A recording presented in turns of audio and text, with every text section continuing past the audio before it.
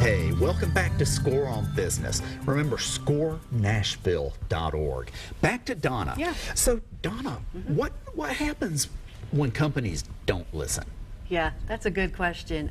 Well, you get caught by surprise. Yeah. And here's what I mean by that. You lose customers. You lose customers to your competition because you're not giving them what they're looking for because you didn't ask. And there's something called word of mouth economics. Right. And that can be either in your favor or against you. Positive word of mouth economics is when customers are enthusiastic. They tell others to do business with you. They post positive reviews. Yeah. And there's definitely a proven return on that. You can see the value in positive word of mouth. Now the negative stuff, right?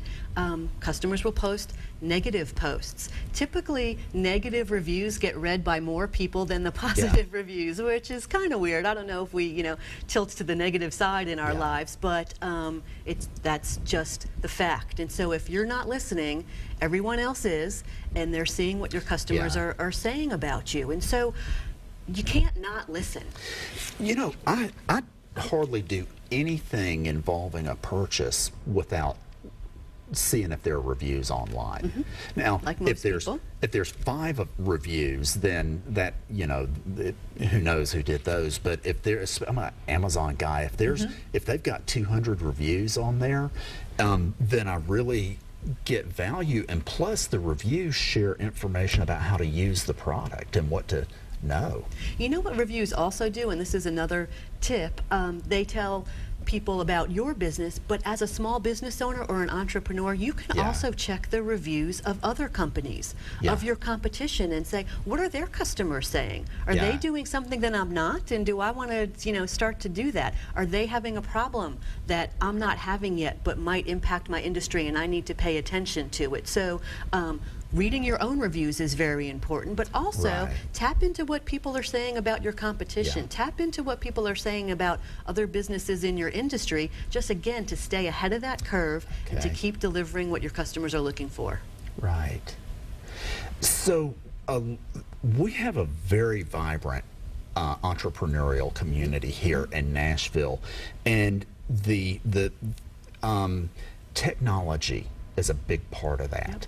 And so I want to ask you about technology entrepreneurs, then I want to ask about healthcare. So the technology entrepreneurs are either writing apps, they do websites for folks, they are programmers, they do a lot of different things. What are some things they can do? Yeah, well, first I would recommend user testing. So you have an application or you have a system, and just be sure to do a lot of user testing, do a lot of feedback, customer focus groups, because, and I find this is really in anything, it looks great on paper, or it looks great internally when you guys are trying it, but you have to ask the general population. You have to ask the users, is this what you thought it would be? Would you pay money for this? What are we missing? What does this app or what does this program or system not have that it should have? And really, get their feedback on the front end so you can build the product they'll pay for, and they'll tell other people to pay for also. That's what I would encourage technology companies to do. And then, I don't know enough about the healthcare industry here to really know what most of the healthcare entrepreneurs are doing.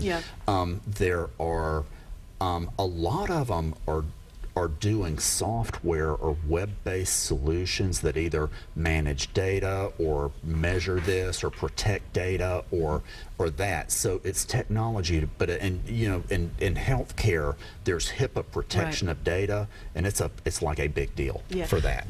Well, I'll tell you about the trend in healthcare, and it's in patient experience. So we've been talking about customer experience, but healthcare is really targeted on the patient experience, and they're taking a look at a variety of things in the life cycle of a patient. Is it easy to make appointments?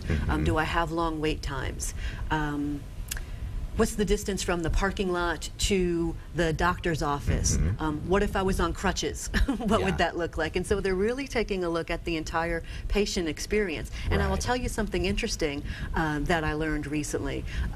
We're consumers, and sometimes we end up being patients. And we are basing and judging our experience with our doctors and our healthcare providers against restaurants, hotels, retail stores, other places where we are a customer. Right. And that's unique. And I don't know if that's fair or not, but as consumers, we are saying, is the service my doctor is delivering to me just like the service I expect at my favorite restaurant or at my favorite store? And so experience is really hitting us in all different directions now. Traditional customer, patient, it's really a broad term, and we're comparing it to just we live in a consumer-based world, and I thought that was really interesting, and it'll be curious to see how the healthcare community keeps up.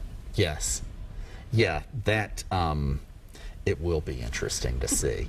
Okay, well, we're closing in on the end here, so maybe 30 seconds, how to get started. Yeah, and again, you know, it's listen, learn, live. You got to start listening to your customers, however you can do that. Whatever they tell you, learn from it, implement it, make those small changes, and then live it. Be the type of company that your customers are asking for. They'll come back, they will spend more, and they'll tell everybody else to do business with you. Okay, so hey, we are now about out of time. Thank you so much for joining this week at Score on Business. Remember, scorenashville.org. We want you to succeed. Thanks.